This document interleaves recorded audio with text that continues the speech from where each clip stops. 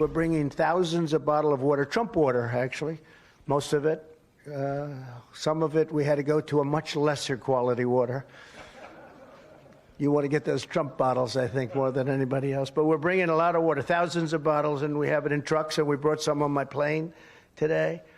But to that end, I'm pleased to announce that we've helped coordinate the delivery of the water and bottled water as well as the tractor trailers full of it. We have big tractor trailers full of water. I think you're going to have plenty of water for a long time, maybe. The guy's just so gross. He really is. I mean, talking about Trump water, branded Trump water.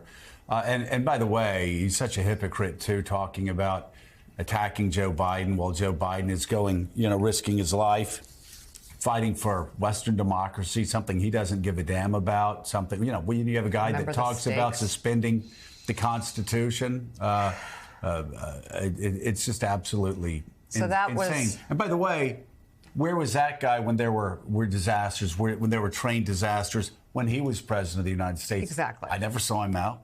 I never saw him out. Where was he? Why did he decide to go here? Well, he did go throw paper towels at people at one point. Former President Donald Trump bringing Trump water with him on a visit to East Palestine, Ohio yesterday. That's where the Norfolk Southern train derailed and spilled toxic chemicals. Trump spent his time criticizing President Biden's handling of the crisis and said he had a stronger working relationship with FEMA when he was in power. Trump also claimed, without evidence, that the Biden administration only directed more resources to East Palestine because Trump announced that he's just a lie. Visiting the area. Just a liar.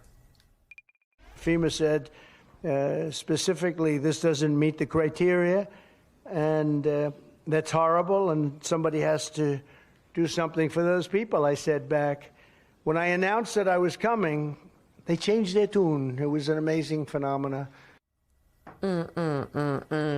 Transportation Secretary Pete Buttigieg is set to visit East Palestine today. This is his first trip to the area since the derailment happened nearly 3 weeks ago. Buttigieg has received a lot of criticism for his handling of the disaster. His spokesperson says he wanted to visit, so he waited to visit so it would not detract from emergency response efforts. While Trump was criticizing President Biden and Transportation Secretary Pete Buttigieg for not visiting East Palestine yet, Fox News had this fact check last night.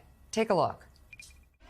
There is this political moment, and there's been a lot of criticism of the transportation secretary. Politico pointing out that Secretary Buttigieg will visit their Ohio crash tomorrow. Quote, he's also expected to meet with DOT officials who arrived on the ground within hours of the derailment. They point out it's exceedingly rare for a transportation secretary to visit the site of a train derailment, especially one that resulted in no fatalities. And the reason they're pointing that out, it's fair, that's accurate. And there were train derailments in the Trump administration that actually had fatalities that didn't have a visit by Transportation Secretary Elaine Chao. The key thing always is what, if anything, is an administration obliged to do when something like this happened? And visits by officials are nice, but they're essentially political gestures. I mean, I don't think the administration's policy and actions toward East Palestine would be any different if more officials had gone there. The president's overseas. I completely reject the parallel that's been drawn between his going to Ukraine and not going, so far at least, to East Palestine. Let's remember this, Brett, about these issues. The federal government preeminently has the responsibility for our national defense. Now, he may ultimately go to East Palestine, and Pete Buttigieg probably would have done himself some good by going out there, and it might have made people feel better. But substantively, it doesn't make much difference. You know, and it's a very good point, Willie, that the President of the United States, the Commander-in-Chief, his preeminent responsibility constitutionally, is to protect this country. Protect the country as Commander-in-Chief.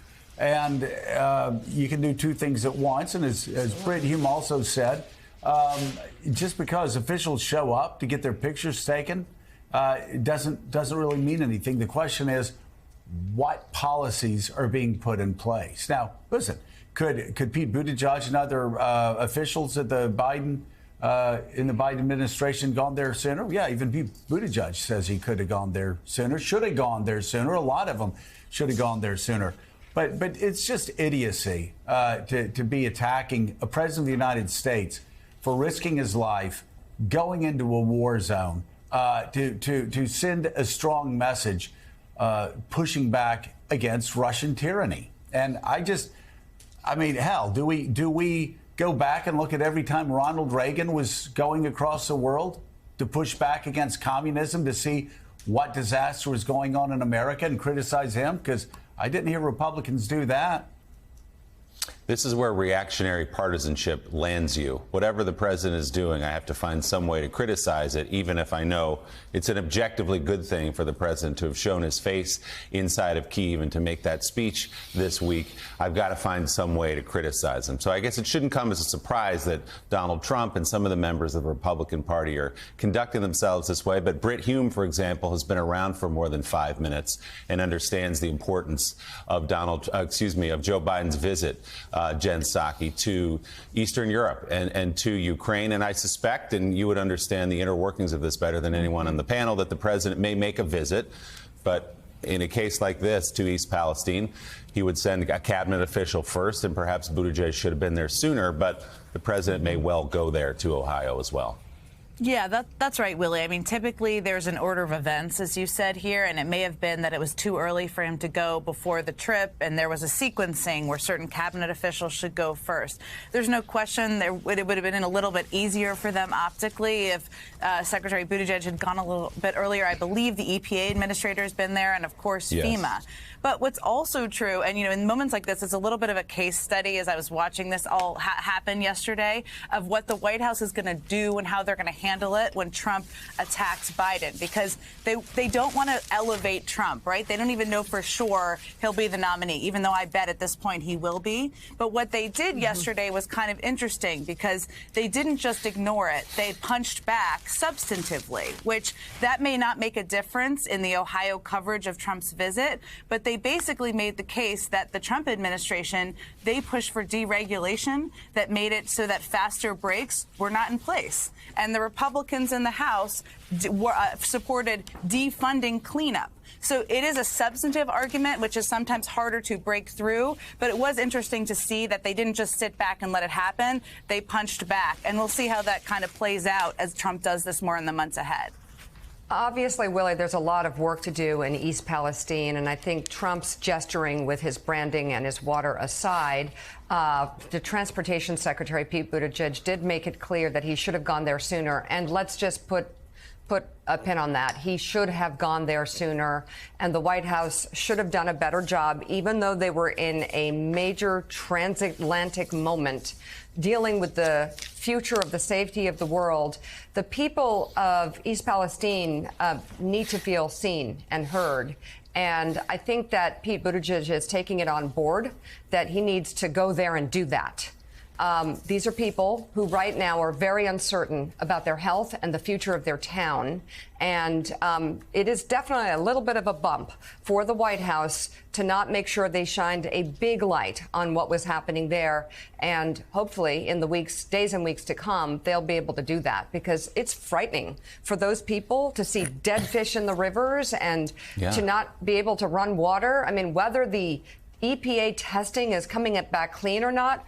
I mean, I covered 9/11 and I covered the air after 9/11 and all the different things that happened down the road because of the air coming out of the pit. You don't really know what's happening in East Palestine. You don't really understand what's happening, and you won't for a long time. We won't for some time.